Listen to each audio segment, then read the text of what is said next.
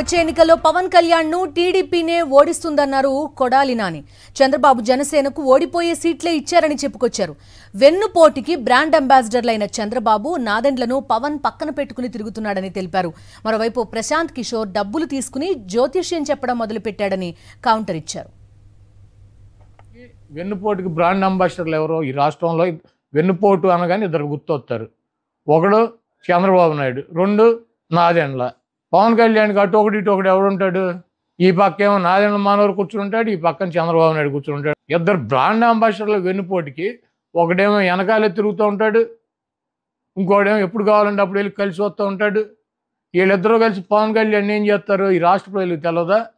ఆయన పార్టీ కేడర్కి తెలియదా? ఆ సామాజిక వర్గానికి తెలియదా? ఈరోజు పవన్ కళ్యాణ్ని రక్షించుకోవాల్సినటువంటి అవసరం చంద్రబాబు దగ్గర నుంచి జన సైనికులకి, ఆయన పార్టీకి మద్దతు ఇచ్చేటువంటి ఓట్ బ్యాంక్కి వాళ్ళకు ఉంది. ఎందుకంటే ఎన్టీ రామారావు లాంటి మహానుభావుడిని వాళ్ళిద్దరూ వెన్నుపోటు పొడిచి అవతల పారేశారు.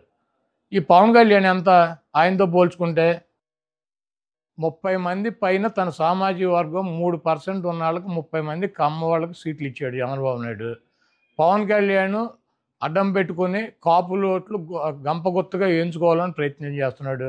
20% పైన ఉన్నటువంటి సామాజిక వర్గానికి ఆయన ఇచ్చిన సీట్లు అన్నీ 24గా. ఆయన కులానికి ఇచ్చుకున్నటువంటి 30 సీట్లు ఆయన ఇచ్చేసుకున్నాడు ఆయన పార్టీలో. మరి 20% సామాజిక వర్గం ఉండి వాళ్ళ ఓట్లతో గెలవాలని చెప్పి ప్రయత్నిస్తున్నటువంటి చంద్రబాబు పవన్ కళ్యాణ్కి ఇచ్చే సీట్లన్నీ 24గా. దాంట్లో అసలు 10-14 సీట్లు తెలుగుదేశం పార్టీ పోటీ చేసినా ఓడిపోయేటువంటి డిస్పోజల్ సీట్లు ఇచ్చాడు. ఇవన్నీ ఆ సామాజిక వర్గం గమనించట్లేదా? చంద్రబాబు నాయుడికి బుద్ధి చెప్పరా? కేసీఆరే మళ్ళీ అధికారంలోకి వస్తాడని చెప్పి ఇదే పీకే తెలంగాణ ఎన్నికల ముందు చెప్పాడు.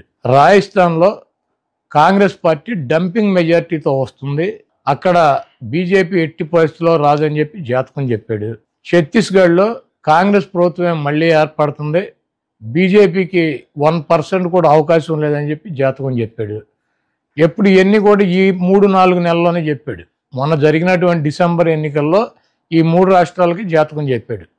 ఇప్పుడు వచ్చి ఆంధ్రప్రదేశ్లో జగన్మోహన్ రెడ్డి గారు గెలిచే అవకాశం లేదు, తెలుగుదేశం పార్టీ గెలుస్తుందని చెప్పి జ్యోతిష్కం చెప్పాడు. ముందు జగన్మోహన్ రెడ్డి గారికి కంగ్రాచులేషన్స్ చెబుతున్నాం. ఎందుకంటే ఇటువంటి పనికిరాని తీసేసిన తహసీల్దారులు లగడపాటి రాజగోపాల్ గారు, ఈ పీకే, ఇటువంటి వాళ్ళు డబ్బులు తీసుకుని సర్వేలు చేయకుండా ఎక్కడా కూడా పని చేయకుండా నోటికి వచ్చినట్టు పిచ్చివాగుడు వాగి ప్రజల్ని ఏమో 2%, 1% నోటలుగా ఆలోచించేవాడు ఓటు ఏమన్నా చంద్రబాబుకి వేయించాలని చెప్పి విశ్వ ప్రయత్నాలు చేస్తున్నారు. ఇటువంటి పనికిరానటువంటి వ్యక్తులు చెప్పేటువంటి మాటలను ఈ రాష్ట్ర ప్రజలు పట్టించుకోరు.